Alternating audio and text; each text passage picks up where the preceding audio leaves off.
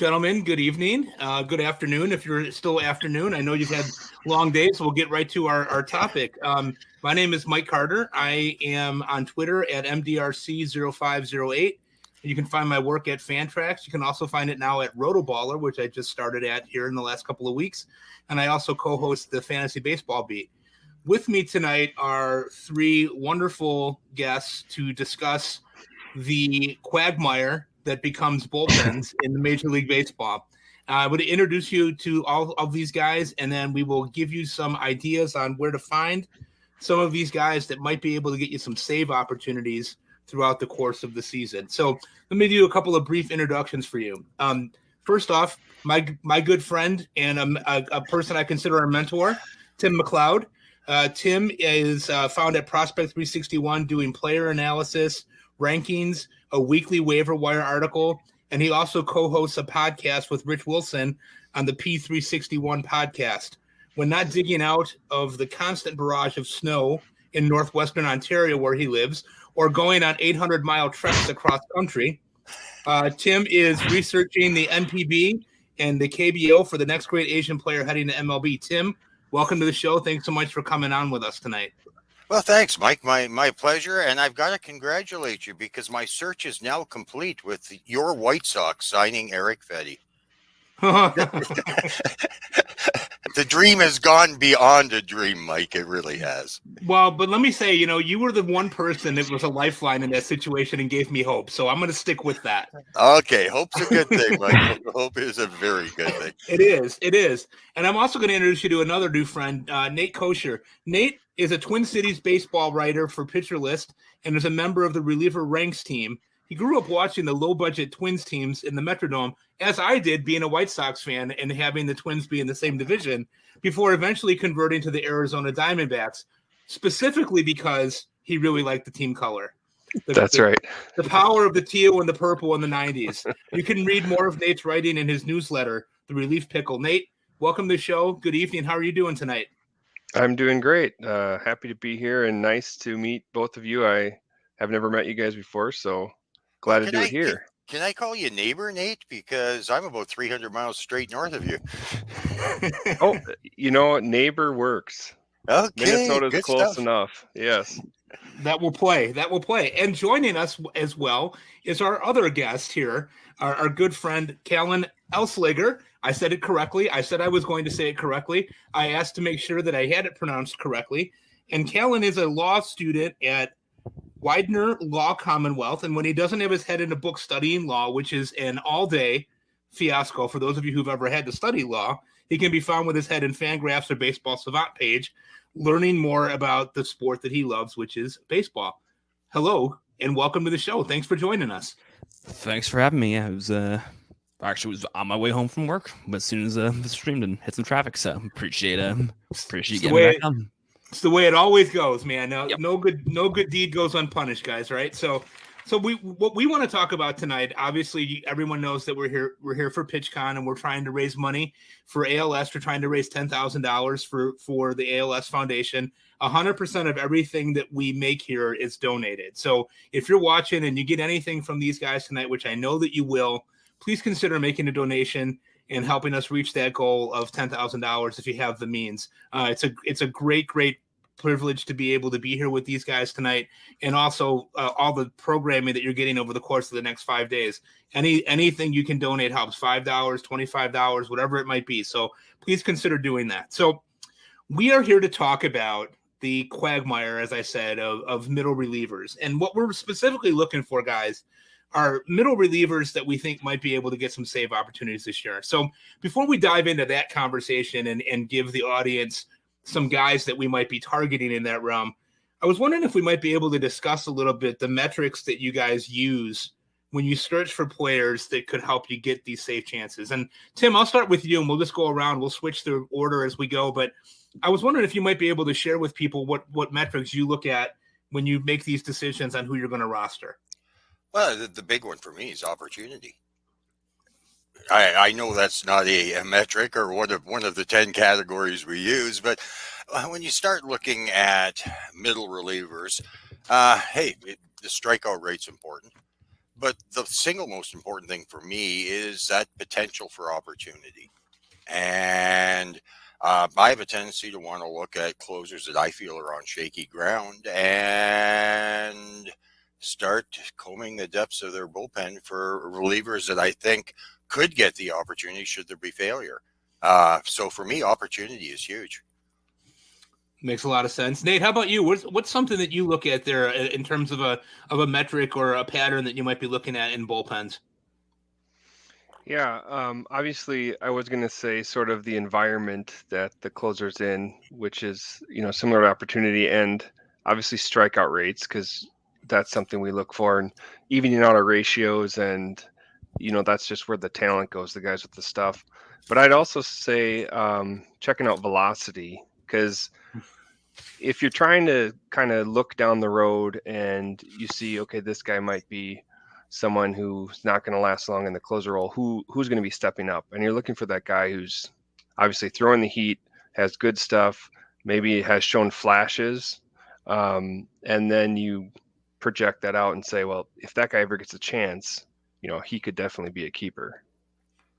Yeah, it's really interesting. I have a number of people that reach out to me from time to time on Twitter asking about these closer situations. And I always talk about that too, Nate, the idea of looking for the guy that might be a little bit buried, that's got the high velocity.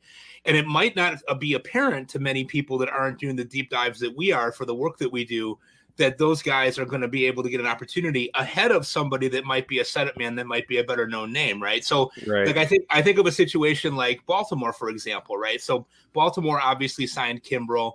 I'm guessing that they're hoping that he's going to be their closer. You don't have to be a rocket scientist to make that connection. However, you might need to look at it a little bit deeper, because I think many people would think, oh, if he doesn't work out, they'll use Cano. Cano's probably not best cut out to be a closer, but DL Hall might be. And so right. That kind of thing that you guys are talking about with looking at the opportunity, the K rate, and the velocity, I think are all really, really important pieces. So I really appreciate you saying that. Callen, how about you? What's something that you look at when you start adding these guys? I think Nate and Tim kind of hit it on the head. It's the opportunity. It's, you look for guys who obviously have the great stuff, but to add to it, it's you follow the dollars. You know that the big name guys are going to be getting the biggest money to pick up saves, but we see it. If they have a large enough contract, teams are going to be willing to just go with them and say, okay, you know what, we're going to throw you out for saves, or even if it's Aroldis Chapman at Pittsburgh for some reason. We know he's not getting the saves, but something happens to Bednar, he's probably going to be the next guy up. So, in a lot of these positions, the guys who are giving the most money to are the guys they trust most when it comes to those high leverage situations. So that they're ultimately going to be the guys that come up next if something were to happen. So I think you look at contract size as a good indicator as to at least the guys they plan to trust most in the higher leverage situations after the report closer. I love that, because I think one of the things that I write about in my articles almost every week, I put the sentence "context matters," and it could easily just to say contracts matter, as you're saying, because when you look at who teams are paying, well, they're not really going to be paying, most teams, unless you're the Dodgers, right, are not going to be paying a middle reliever the kind of money that some of these guys are getting. So I think that context really does matter. That's a great point. So kind of in summary, we're talking here about looking at the opportunity, looking at the K rate, looking at velocity, and looking where those dollars are going. Those are all really great indicators when you look at these bullpens as to who might be those next guys up that might be able to get some save opportunities there should something happen to the closer. Quick question, Mike. Does a save count when it's deferred over 10 years? I'm going to go ahead and say that it does not. Okay, just asking for a friend. I'm going to come back to you in 10 years when I win my league because of a save 10 years from now. There you go. Wouldn't that be great? You stockpile them now. You don't need them this year, but 5-10 years from now, when you're 2 saves short in a league, you say, hey, I'm going to take these 2 from Kevin Ginkel right here that he had, and I'm going to add these into my total here. That would be great. Oh my God, that's a riot. Too funny. So what I thought we would do, guys, is kind of go with the time that we have, that we could kind of go division by division and have each one of you give 2 or 3 guys that are these middle relief type guys that you feel might be able to get an opportunity at some save chances. And I'm going to go ahead and start with the AL East. Arguably the toughest division in baseball. Every out counts there. We know that kind of going in. I'm going to start with you, Nate, on this one. Nate, who are a couple of guys in the American League East that you feel could get these opportunities should they arise for them? Sure. You're mentioning, the AL East being tough, and I didn't include any of the Tampa Bay Rays because it's so hard to figure out what's happening with them. But they do have a lot of talent in their bullpen, but it's too hard to read. So I didn't include any Rays. That's my disclaimer. I'm going to look at a couple of guys here. Eric Swanson with the Blue Jays. I really liked him when he was on the Mariners. Great in setup duty and just a solid pitcher.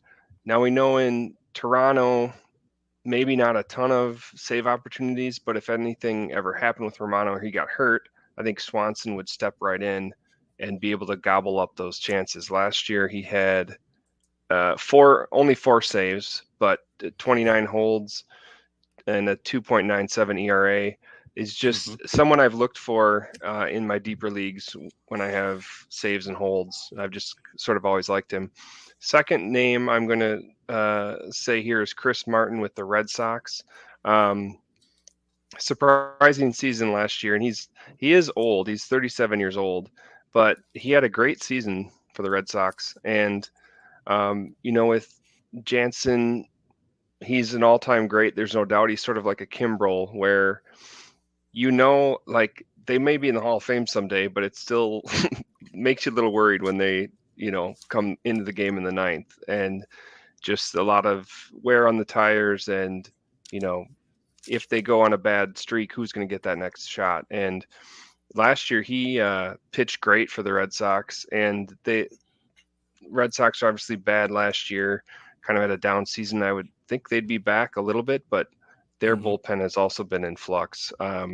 So those are the two I'll say for the AL East. The interesting thing is that, there's a lot of talk about the Red Sox moving Kenley Jansen at some point here.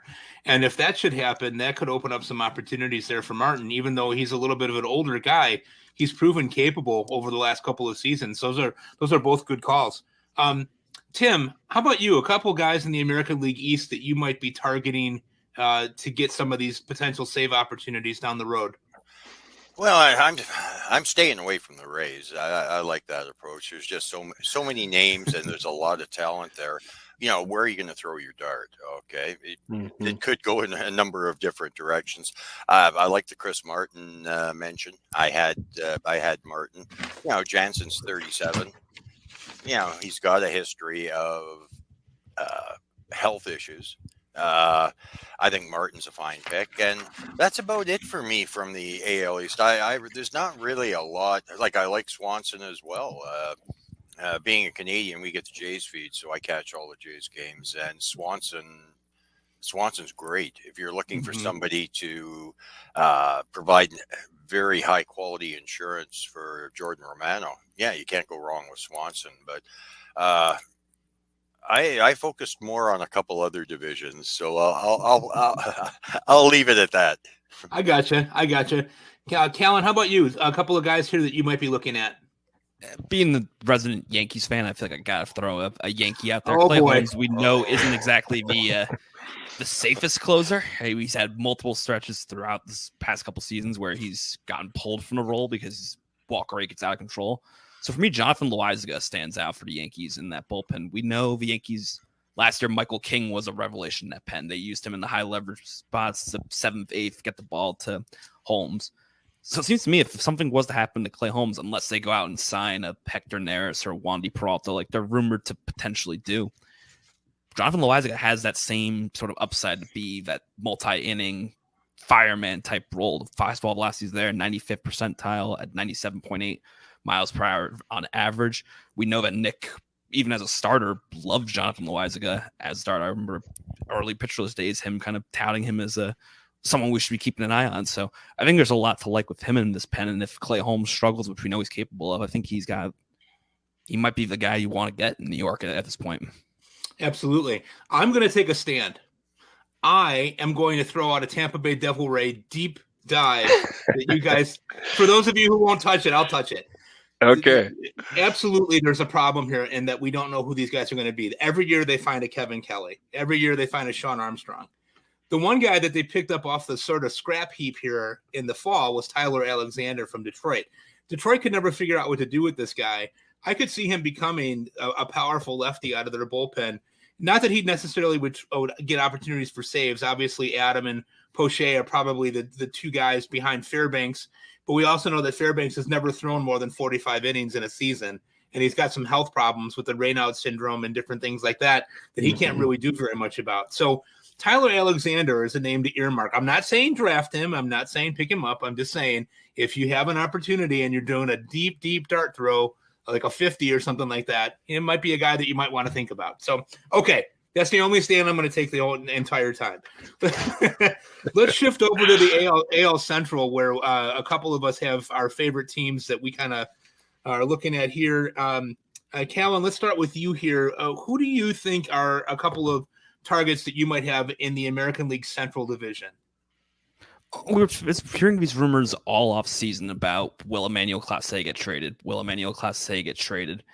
And to me, I want to try and, I don't want to say target it, but have that in the back of my mind that it's very possible if they get off to that slow start, maybe he's a deadline move. For all we know, he could be a move by the end of PitchCon. It's just, you never know what's going to happen in Cleveland. So if that's the case, the Guardians did go out and sign Scott Barlow to a 1-year contract. And yeah, it is a 1-year contract, but he's got the closer pedigree of being the guy back in Kansas City. And granted, it's Kansas City, so those saves weren't the most valuable saves at times, but he's got the pedigree. So if he's out there as a late round flyer, he's someone I'm willing to take the shot on just based on what we've seen. He's got a good above average whiff rate, above average K rate. The fastball velo is fully not there, but he limits the hard contact that we like. And so he's got the stuff we like in that pen. And we'll see how Stephen Vogt decides to use his bullpen, but I really do think Scott Barlow's got some upside to be a late round dart throw I may take, considering the possibility that Clase doesn't finish a year out in Cleveland. It's a distinct possibility.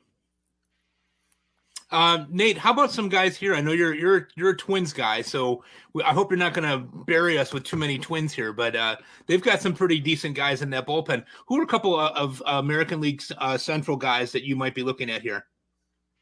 Yes, I did have a Twins player on my list, so that's good you brought that up. So Rocco Baldelli, he's sort of had the strategy of not wanting to name a traditional closer, even though Duran has maybe like the best natural talent of any pitcher in baseball with you know what he can throw. But the more success he has, I think they might lean more Duran. But the guy that I'm going to bring up is Caleb Thielbar, and he's someone who's been strong in setup duty, good numbers, and I think if Duran gets hurt, I guess that's the possibility with him throwing so hard. If he ever got hurt, he could step up. Another guy is Griffin Jacks, who is kind of the lead setup man behind Duran. And so I do think those may be a couple of people to take a look at, even though Duran will probably get the lion's share of saves. They haven't ever really said he's, 1A closer. Mm-hmm. Yeah, those are both good choices. Tim, how about you? Is this a division where you might have a couple of guys you might throw at us? Well, I got one, but I keep feeling like I'm picking on you here, Mike. Okay. Pick away. They're And terrible. I know you're sensitive here, so I don't. By default, John Brebbia. Mm-hmm. Like, what are the White Sox going to do? Apparently, they're stretching Crochet out to start. Santos might not be ready. You take a look at that pen, and it's not thin; it's anorexic. It's there's trouble. There's trouble with that bullpen, and I think right now the best option is Brebbia. Your thoughts, Mike? I think Jack Carter profiles well in this bullpen. My son, I think he's got some good arm side run on his two seamer. I mean, maybe he could be. No, I think Brebbia. Callen said it earlier, look at the contract. They gave Brebbia $6 million. I think that they think he's going to be an important part of their bullpen. Santos might not be ready to start the season, as what they're saying now. So if that should happen, I wonder this, and this might sound crazy to people, and if you want to at me on Twitter, feel free. But with Crochet going back to the rotation and really only essentially having a 2-pitch mix, I wonder if part of the thought process here is maybe they take Kopech out of the rotation and put him into the bullpen, because he really has been a disappointment as a starter. He looks different every time he's out there. His mechanics are garbage. We know that he's had some mental health things that he's working through and some physical health things that he's working through. That's the only time he's been successful with the White Sox, is when they were using him as a multi-inning weapon out of the bullpen. I wonder if maybe that would be the method to the madness. They don't really have a lot of other guys to think about here. Davy Garcia. I mean, not really. So I think Brebbia will be a guy that could get some opportunity and has shown that he's an effective reliever when he was with San Francisco. So definitely think that that's an option. Another guy that I would throw out here too is, Kansas City's got a little bit of a situation there in terms of what they're doing. I mean, I think I would go out and say that Will Smith was signed to be their closer, but MacArthur, who finished the year last year as their closer, is a guy that could get some opportunities as well, especially if the Royals are not very good and they decide to flip Smith at the trade deadline. MacArthur could be another guy. He really helped me down the stretch last year in several leagues, a guy that I just took a dart throw on halfway through the season, and it paid off pretty well. So those are a couple of guys for me in the Central. Is there anybody else that we're missing here? Jason Foley, he's Yeah. always kicking back, waiting for Lang to fail, and as soon as they give the ball to Foley, he fails. So, but again, he's next in line. Should Lang struggle, I think it's a reasonable bet that Foley's going to get an opportunity. How he does with it, who knows? And they paid Andrew Chafin too, another 1-year deal for him to come back to Detroit. So there's a possible lane for him there as well. Yeah, that's another guy I was potentially going to talk about. Just with he had success last year, and he's been a closer, and it looks like something that will sort itself out, and one of those guys will get a save chance. Another guy that has been getting some rumor there in Detroit is Shelby Miller. He came on really strong there in Los Angeles at the end of the year last year.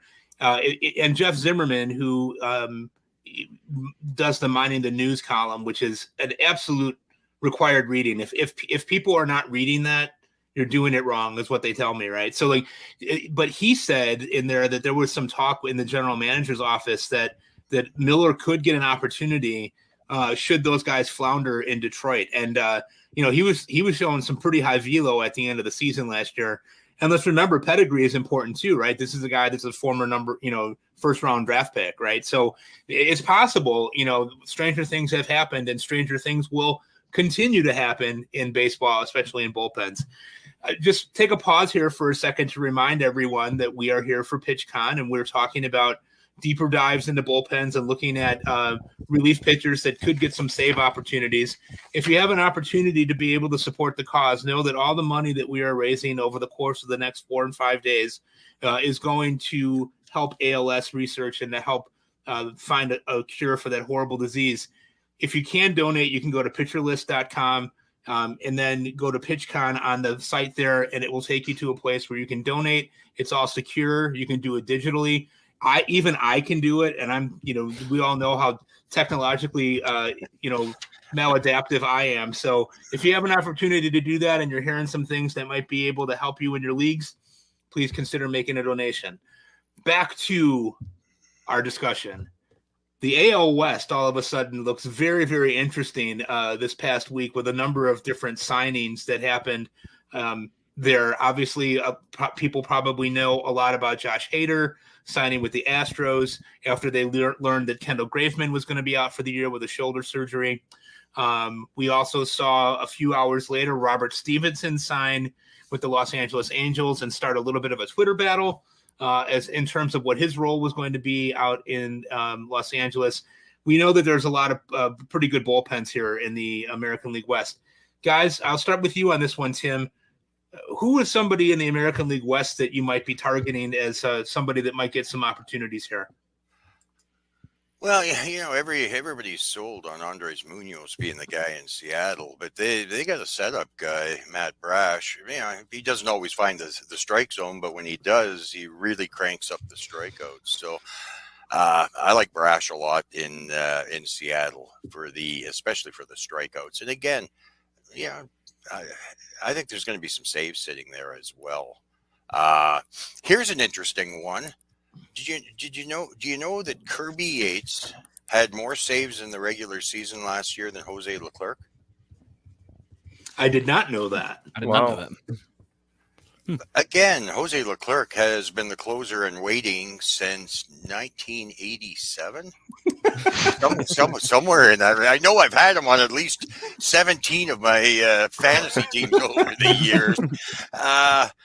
Hey, grab Kirby Yates. I think he's a solid pitcher. I think there could be opportunities. Texas is in it to win it. They're not going to play around with Jose Leclerc if he struggles. They're going to look elsewhere and fairly quick. So if you do end up with Jose Leclerc, I'd give Kirby Yates a good solid look as a handcuff. And hey, if you don't have Leclerc, even better, stash him away on your 7-man minors and wait to see how things shake out. Yeah, I think he has been on the waiver wire since 1987. I think you're absolutely right on that. A guy that seems to be always on the come, and obviously some people are probably going to pay that postseason price tag on him, right? Remembering that, but even then he struggled a little bit, right? So it's something that we have to be aware of. So I like both of those picks. Nate, anybody to add there? Well, you sort of mentioned the Angel situation, and that's the main thing I had for the AL West. Stevenson coming in, obviously, Carlos Estevez was great for half the season and then kind of collapsed at the end. But another guy I have kind of targeted is Matt Moore, and once the season's going, and we'll see how Stevenson and Estevez split the save opportunities, but Matt Moore has been very excellent the last couple of seasons. And last year he had a 2.56 ERA. He pitched just over 50 innings, had 22 holds. And if you look at his last couple of seasons, he's been just excellent. So that's, I think, a situation we're all monitoring to see what's going to happen there. But that's who I'd say. Let me interrupt a second here, guys, and let's get you to take a stand on this. Who do you think is the opening day closer in Los Angeles for the Angels? I open that up to anyone who wants to answer it. I'm going to go with Estevez. It sounded like yesterday, or in the introduction, Perry Manaisden said that they were looking to improve the middle relief role or the middle innings to get to the closer. I think Stevens will envy your more saves, but they'll try with the incumbent guy at least to start the year. At least that's how I'm seeing it. Yeah, I agree with your call on that one, but I don't know for how long that'll last. In my case, I'm going to avoid Estevez, cut right to the chase, and see if I can get Stevenson at a reasonable price, and then wait out the 2 to 3 weeks. I'm not much of an optimist. Wait out a couple of weeks, then hopefully slide into some saves fairly cheaply. So again, it'll depend on what the market dictates in the next short while. I think it's something that's very important for everybody to be watching closely. Let's check out that ADP for Stevenson and see how quickly it's moving, because it might in fact not end up being a bargain at all, depending on how quickly he moves up. So again, it's just something, hey, watch closely over the next month or so, and just see how things start to settle in a little bit. For sure. Nate, any thoughts on that? Who do you think is going to close there? Well, I kind of want to go against the grain, but I was going to say that Estevez probably built up enough goodwill with, you look at his overall season last year, that it'd be hard not to at least give him a chance, at the beginning. So that's what I was thinking, but I'll just say Stevenson just to add a little flair into the the argument. Can I mention somebody else? Can I mention somebody else, Mike? Of course. Okay, well, yeah, I think Anthony Rendon should be a candidate because he doesn't want to play a lot of games, and he wants to play as a closer, games. Yeah, he doesn't have to play every day, so it worked perfect. Yeah, 3 outs. Yeah, he's very tired. He's very tired. Wait until he's old. He's not even old. Wait till he's old. Yeah, definitely. Well, it's a lot of work waking up and going to that rehab table every day. It really takes a lot out of you. Yeah. Very good point. Well, I guarantee Jack Carter has played more games than Rendon in the last 2 years combined. So guaranteed. In Little League, he's done that. So, okay. Anybody else here that we wanted to talk about in the AL West before we switch gears and go to the National League? I'll throw Josh Spores out with Texas. We talked about Kirby Yates, who was me someone I was thinking about talking about as well. But we know Leclerc doesn't have the exact strongest hold on a closer's job, and Bruce Bochy will not hesitate to make a switch. Spores, he has the same indicators we were looking for.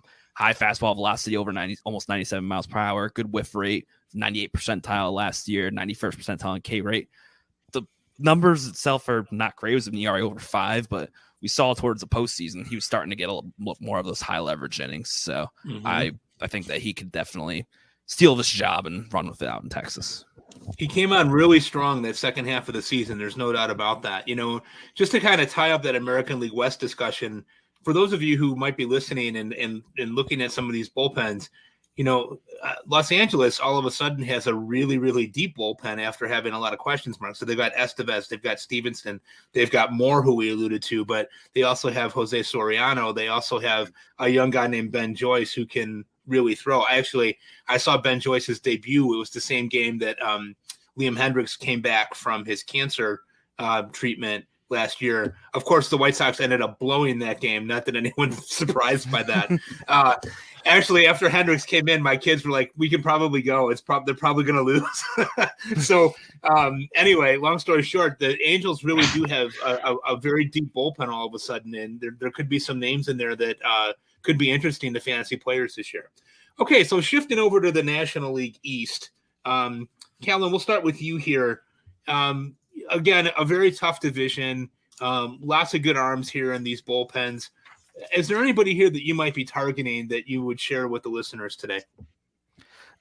If you've listened to when I was on the In the Pen podcast for Pitcherless Podcast Network with Rick Graham and Jay Crumpler, the listeners of that podcast will know we have an affinity for one Hunter Harvey with Washington, with that fastball velocity, and it's Washington. They're ultimately going to lose that job. You want to ultimately try and trade one of those relievers at some point, considering he's on such a lower contract, but I think he's got all the possibility in the world to take that job from Finnegan. So he's someone I'm definitely targeting as a late round flyer. Same thing, 97 percentile with the fastball velo, the K rates near elite, low walk rate. There's a lot to like there, and the Nationals at least showed they're maybe somewhat trying to stay at least savable with some wins, with at least signing Joey Gallo, which is better than nothing. So I think there's a lot to like with Harvey's fastball, and he's definitely someone that I'll look to. And then I'll go out to Philly as well. There's a lot of talk about Jose Alvarado being this, the next up and comer.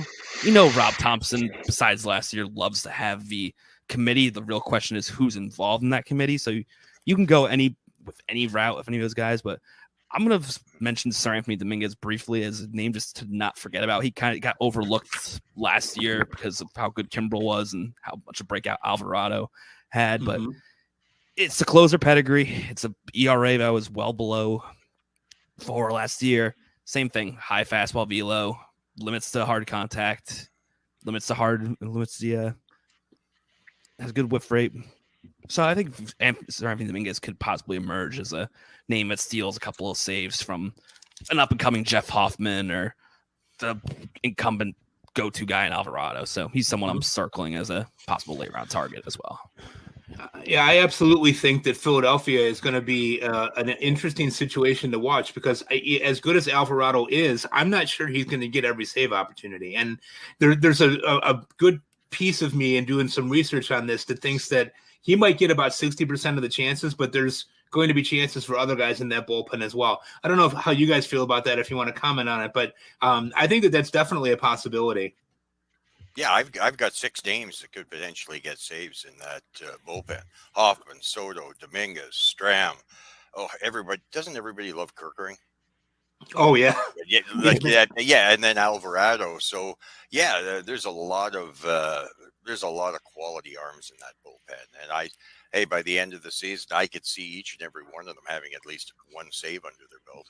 absolutely. I think it'll get spread around a fair bit because the quality of arms that's available to work out of that bullpen. It's a good situation to be in for everybody except for us. Right. It's a really good point. It's a really good point. Other guys you want to throw out here in the National League East? Yeah, I've got a few if I can throw Please. them out there. Yeah. Brooks Raley in New York. Yeah, we know Edwin Diaz is coming back, and he's going to get somewhere between 55 and 70 saves. But coming off Tommy John, I can see them, especially early in the season, possibly taking a little bit easy on Diaz's arm. And Raley does have 9 saves the past 2 years, and peripherals are solid. I think there's an opportunity if you're looking for a handful of saves. Brooks Raley might give it to you. Moving over to one of my favorite ones, and I've got 2 leagues under my belt, redraft leagues, and I've got them in both, and I am this isn't love, it's lust. Tanner Scott, he's going to be 30 this summer, and he's had 2 seasons with a sub-4 ERA in his career. I really, really want to have Andrew Nardi on all my teams this year. I think he proved last year he's the stuff is there. He did earn what he earned, 3 saves. Struck out 73 and 57 and a third, a 2.67 ERA. I just don't. I love what Tanner Scott can do when he's healthy and when he's pitching well, but I haven't seen enough of it to not. If I'm looking at Scott, I'm also looking at Nardi as a handcuff. Absolutely. I mean, Scott's price is skyrocketing too. It's something that I'm worried about. I think there's a lot of people who are have confidence in Scott as a reliever 1, and I'm not one of those. I would share your love of Nardi as well. Yeah, the other guy that I just mentioned real quick, AJ Minter. Yeah, he's going to get you 5 to 10 saves, decent all-around numbers, and hey, you'd be able to take him. Put them in your reserves if you're looking for 5 to 10 saves. I think AJ Minter will deliver in Atlanta. For sure, I totally agree with that. Nate, how about you? There's some guys that you want to throw out here. We've thrown out quite a few here in the National League East, as we anticipated we would. Yes, I had some of the same names. Hunter Harvey, I've always liked him. I actually had he and no, I can't think of the Nationals' other closer, the starting. Finnegan? They said it was a closer. Finnegan. Thank you, Kyle Finnegan. Yeah. Oh, yeah. Yes. I had both of them on the same team and trying to just see who's going to, run with it. But I think Harvey is better, and we already talked about him. So I want to ask more of a question here. So Tim mentioned AJ Minter, and last year, he had the chance to be the closer, struggled a bit. Maybe he's more of the setup man, but what do you think the Braves signing Ronaldo Lopez, how does he fit into it? Because I know they mentioned maybe he's going to be a starter. Seems like they know something we don't. Is he going to be good in the bullpen? Is he going to be a starter? Do you think he has any shot at saves? So more of a discussion to the group. I think he could find his way into a save, but or two. But again, Minter's been fairly successful. Iglesias has got the job. So basically, if you're looking for more than a save here and there, something's got to happen to create the opportunity, and both of them have to fail or get hurt. And then there might be that opportunity. But I think they're going to use him in a swingman capacity. That's my thoughts. I don't think he can. maybe 10 starts max. I just don't think he'll hold up. So I don't have a lot of faith in Lopez in a starting capacity. As a long guy, yeah, I think that could work, but I'm just not filled with confidence. Every fifth day, no, I can't see that happening. Yeah, I think he'll end up in that sort of role. If he steals a save, potentially, but he also will join a list of Joe Jimenez and Pierce Johnson and Aaron Bummer and all the other Braves acquisitions that might steal a save. So, they got a strong bullpen. They really do. Being the resident White Sox fan here, I feel like I'm somewhat qualified to comment on Raylo here. They obviously tried him as a starter when they first got him. It didn't work out. He was having some vision problems. They fixed that. He was having some attention deficit problems. They never really did fix that. The thing that really worked for him was pitching, in the fifth and sixth inning. And that's where I see that role kind of coming for him. I was surprised, though, when Anthopoulos did say that they could see themselves using him as a starter. That was also before they acquired Sale. So I'm not sure what the opportunity there would be for him. If they try to start him, I wish them luck because he's what my father used to refer to as a meathead. He's one of those guys who, when he gets in trouble, he just starts throwing harder instead of trying to kind of figure out how to get out of it. So I don't know. I mean, he's got a great arm. He's got a great arm, and he seems like a really nice dude. But I just don't see him as a starter. I want to say one more thing before we move on to the National League Central, if you guys are ready to do that. Tim and I have been playing fantasy baseball so long that we actually rostered Hunter Harvey's dad in the 1980s and 90s. Brian Harvey is Hunter Harvey's father. And that's a fun fact right there. That's probably a little bit before your guys' time. But he was an outstanding reliever for a short period of time, and I'm sure one that Tim astutely rostered at certain points in his career. So this is my 35th year playing the game, Mike. So I'm sure at some point in time I had him on one of my teams. Would be interesting. It would be interesting if you wrote down if you had a record of all the teams that you've ever had and the different players that you've rostered. I don't want that, Mike. You don't want to do that? No. I don't need to share those memories. Some of them are worth sharing. They really aren't.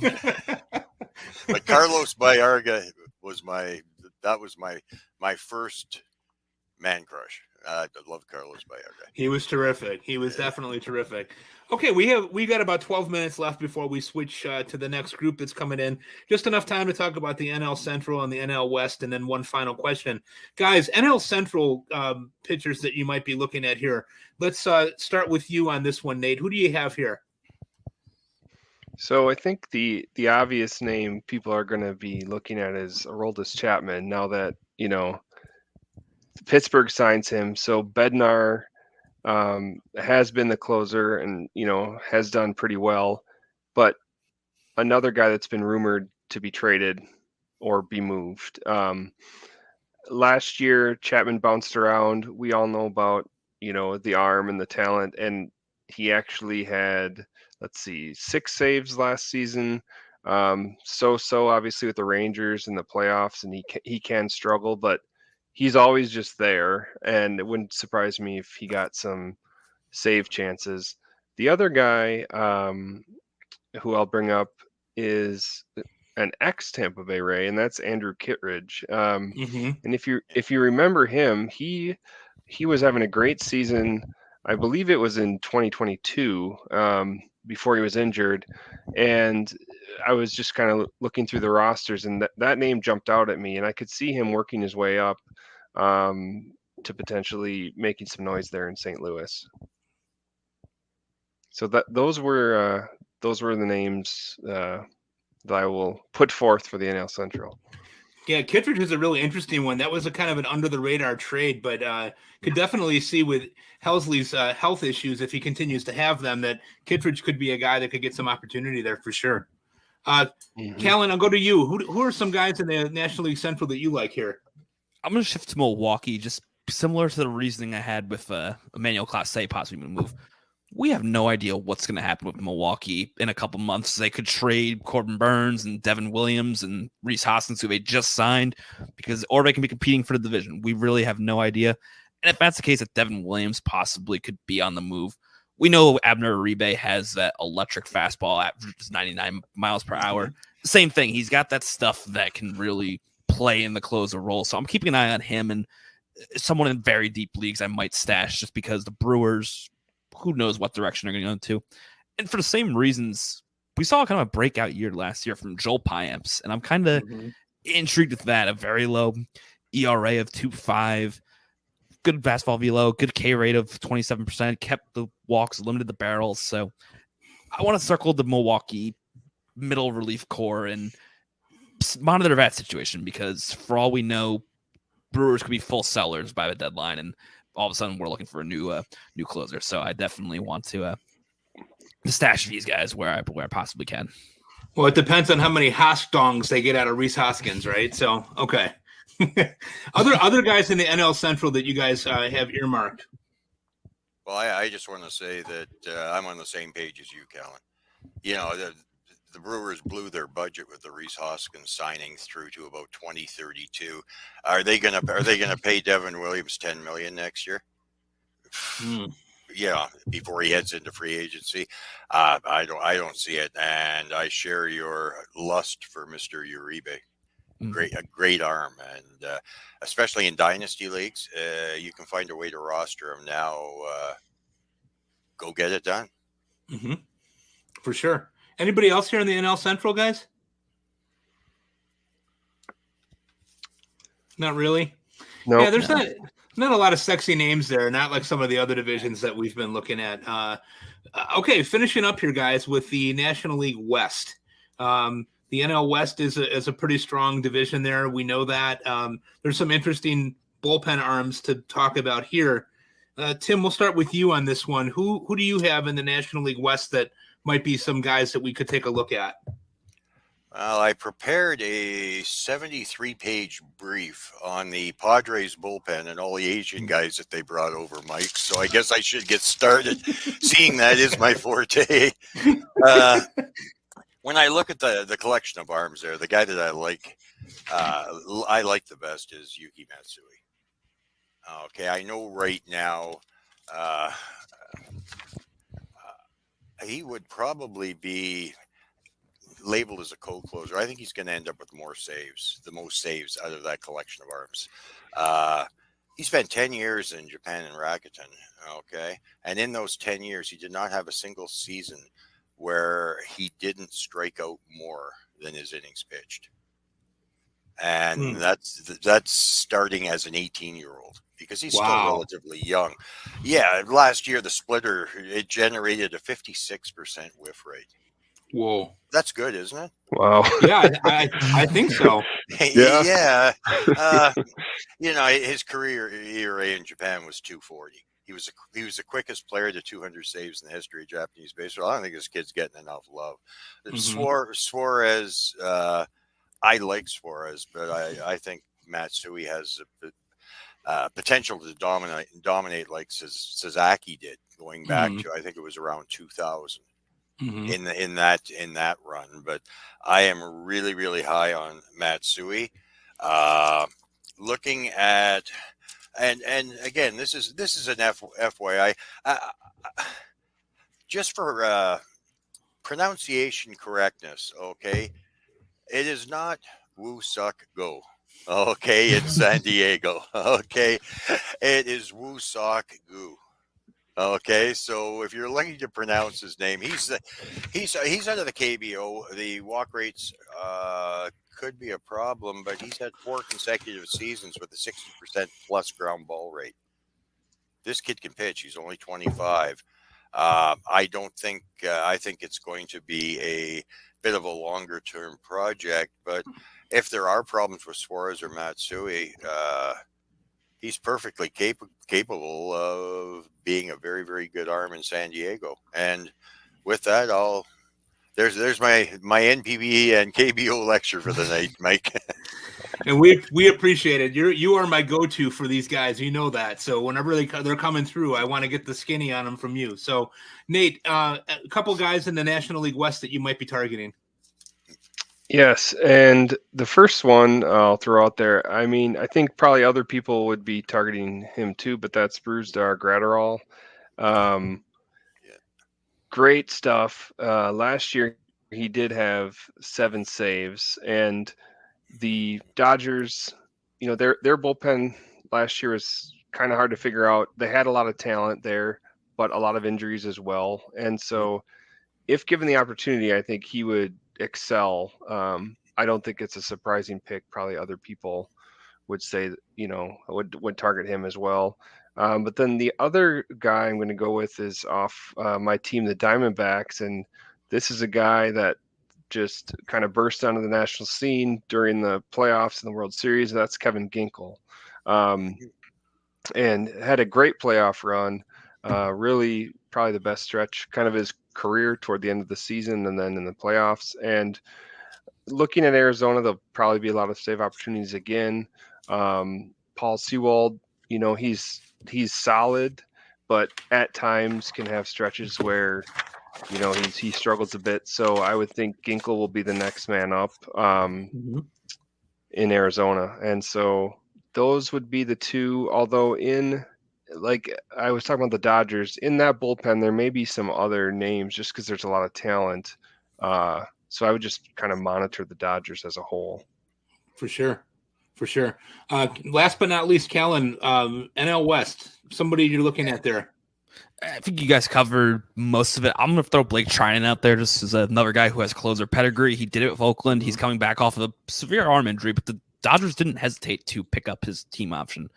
I know right now there's definitely more electric stuff with Bruce Largratto. I like that pick a lot, and we know Phillips is the incumbent guy, but it wouldn't shock me if just based on experience they like to want to put a Blake Trinan in the back end. So monitor him. You don't have to draft him, but just circle the name as a name to keep an eye on. Can I toss a name out there, Mike? Absolutely. Okay. Well, and this was sort of a disappointing week in this regard for this Houston pitcher, but Brian Abreu is a great relief pitcher. Okay. Obviously with Hader and Presley, who knows how that, what's going to happen, how that's going to sort out for Presley. We know how it's going to sort out for Hader, but if you happen to have in a deeper league Abreu rostered, you can probably still look at a couple saves here and there, but man, he struck out 100 last year in 72 innings with a 175 ERA, 104 whip. That wouldn't have me too disappointed to have him on my team this year. Again, in context, knowing that you're not going to get 15 saves from him. But again, the peripherals are so strong. He's still a good player to roster, I believe. Mm-hmm. Absolutely, because he's gonna help you in 3 categories, even if he doesn't get you saves. And no doubt about it, right? So I'd rather take a chance on that guy than have the White Sox 5th starter, whoever that may be. No. I thought you were going to say 5th closer. They don't even have one. So, okay, guys. April's a long month, right, Mike? That's for sure. I want to end with this one, guys. Let's take us out of here. We're going to be out of here at the end of the hour here. I want you to give me one deep sleeper that we haven't mentioned so far that might not be on people's radars now, whether that be a minor leaguer or a lesser known guy. And after you do that, please tell people where they can find your work. Callen, we'll start with you on this one. I'm going to go with John McMilton. He's competing for saves in Kansas City. We think they're going to be an improved team. We've heard some analysts say that could be possibly a playoff team. So if you can win the saves in Kansas City, I would like that. So you can find me on Twitter. You can see at the bottom, Callen_Elslager. Writing, doing podcasting all over Pitcher Lists. So happy to be on. Keep up the great work, man. You do awesome stuff. Nate, how about you? Nate? A guy that you are looking at as a sleeper, and also where we would be able to find you on the Twitter space. Sure. Yeah. So I'm going to stick with the Diamondbacks, and just because that's the team I watch the most, I know them.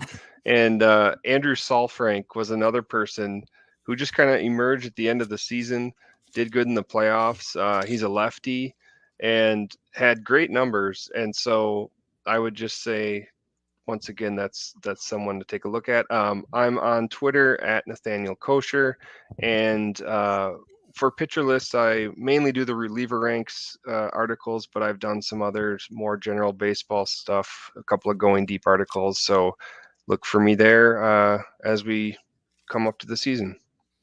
There were a couple times in the playoffs that I thought I was falling asleep, because I'm old, watching the playoff games, and I saw Sal Frank's name on the back of his jersey, and I thought maybe I needed to get my eyes checked. I'm like, what is that name? Yeah, I've never seen anything like that before. So yeah, it's kind of he came out of nowhere. It's really kind of strange. But every year there's a guy like that in the playoffs, right? Every year there's a guy that you don't know very much about that ends up kind of taking it on and doing a really good job. Nate, thank you for being on with us. You do great work. Thanks for being on. Really nice to finally meet you in person. And last but not least, my friend Tim. Tim, who's one deep sleeper that you have, and where can we find you when you're not moving snow and moving big trucks around? Well, all of us failed to mention the Oakland Athletics, and I can't understand it for the life of me. People should be chomping at the bit for an ace closer, but I'm going to toss Danny Jimenez out there. Mm-hmm. I know he can't stay healthy, but Mason Miller can't either. So one of the two of them, whoever stays healthy from the two of them, it could work their way into some saves this year.